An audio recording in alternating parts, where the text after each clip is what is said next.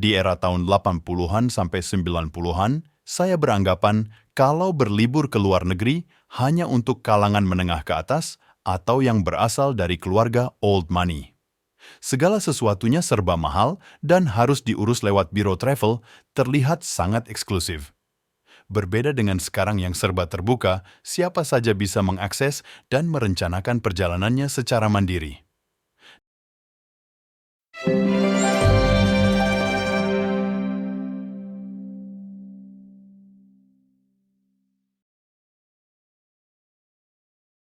Pertama kali saya bekerja walau masih gaji UMR, saya benar-benar berhemat mengatur pengeluaran saya demi mewujudkan impian saya.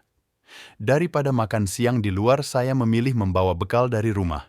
Menghabiskan waktu di rumah setiap akhir pekan daripada nongkrong di coffee shop dan makan di restoran atau sekedar berbelanja produk fashion modis terkini. Saya memaknai pada kebutuhan dan fungsi barang, bukan pada keinginan, harga barang atau gengsinya. Merasa cukup dengan yang sudah ada.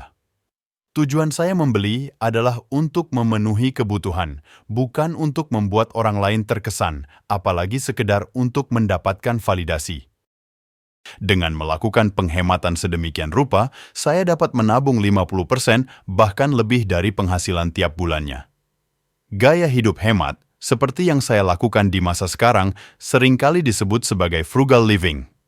Saya pun bisa mewujudkan impian saya, bahkan masih terus saya terapkan sampai sekarang. Frugal living sering diartikan sebagai gaya hidup hemat agar dapat menabung untuk memperoleh keuangan yang lebih baik demi mencapai tujuan yang diinginkan. Menjalani frugal living harus siap untuk menerima stigma pelit karena sangat ketat pada setiap bentuk pengeluaran. Padahal, hidup hemat berbeda dengan pelit, sering dianggap serupa namun merupakan dua hal yang berbeda.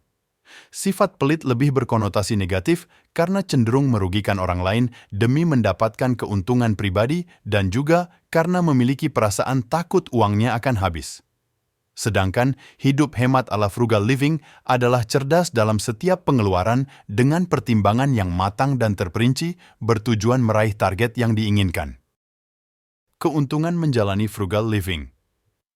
Rata-rata penganut frugal selain bertujuan agar bisa menabung demi keamanan, tujuan jangka panjangnya adalah untuk kebebasan finansial atau financial freedom. Selain tujuan pokok tersebut di atas, ada beberapa keuntungan bila kita menerapkan frugal living yang bisa menghapus stigma negatif pelit yang melekat. Yang pertama, memiliki cukup tabungan, terutama untuk dana darurat. Memiliki cukup tabungan akan memberikan rasa aman dan kepercayaan diri meskipun dalam kesehariannya harus menjalani pola hidup sederhana. Kita tidak pernah tahu hal apa yang akan terjadi di masa depan, entah itu musibah atau bencana yang bisa melanda kapan saja. Beberapa orang yang biasa hidup sederhana tidak memiliki tanggungan kredit dan memiliki tabungan merasa aman-aman saja, dan hal baik lainnya adalah tidak perlu harus menjual aset untuk bertahan hidup.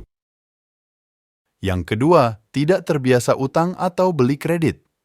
Karena sudah terbiasa sederhana hidup apa adanya, penganut frugal living dapat menikmati dan menyukuri segala hal yang telah mereka miliki. Maka, berutang atau membeli secara kredit bukanlah menjadi solusi dalam memenuhi kebutuhan mereka.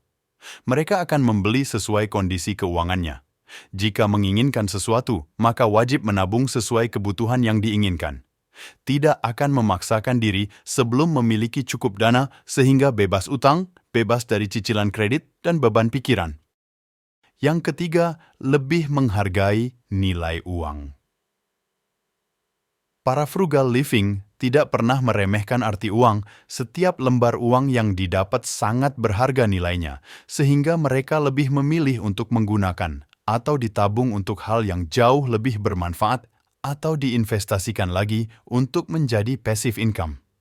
Mereka tahu benar apa yang menjadi kebutuhan mereka dan bukan keinginan, sehingga tidak suka menghambur-hamburkan uang dan dapat menahan diri dari berbagai hal yang dianggap tidak penting dan tidak benar-benar membutuhkannya. Seperti nongkrong tanpa tujuan, selalu membeli produk branded, harus makan di tempat yang mahal, dan aktivitas-aktivitas lain yang dianggap hanya memboroskan uang. Yang keempat, menikmati hidup sederhana. apa adanya dan mensyukuri setiap hal terkecil dalam hidup. Karena terbiasa dengan hal-hal yang sederhana, maka mereka dapat lebih menghargai setiap kebahagiaan dan mensyukuri hal-hal sederhana sekecil apapun. Karena sesungguhnya kebahagiaan dapat ditemukan dengan cara-cara yang sangat sederhana. Awalnya tidak mudah untuk menjalani frugal living, apalagi dibarengi dengan kehidupan sosial yang mengharuskan bersosialisasi dengan orang lain. Frugal living bukan berarti antisosial. Kita boleh sekali waktu melepas kejenuhan dengan menghabiskan waktu di luar untuk makan, belanja, atau liburan asal semua sesuai takaran dan perhitungan matang. Jangan hiraukan jika nanti bakalan ada yang meremehkan atau mendapat stigma negatif. Jadikan impian dan cita-citamu sebagai tujuan. Harus bersusah payah lebih dulu untuk mendapatkan sesuatu yang lebih besar kemudian. Frugal living juga menghindarkan kita dari beban pikiran serta keinginan untuk belanja konsumtif demi selalu mengikuti tren sesaat. Hidup menjadi lebih simpel, tidak membanding-bandingan dengan kepemilikan orang lain, dan bersyukur atas setiap kebahagiaan kecil yang didapat.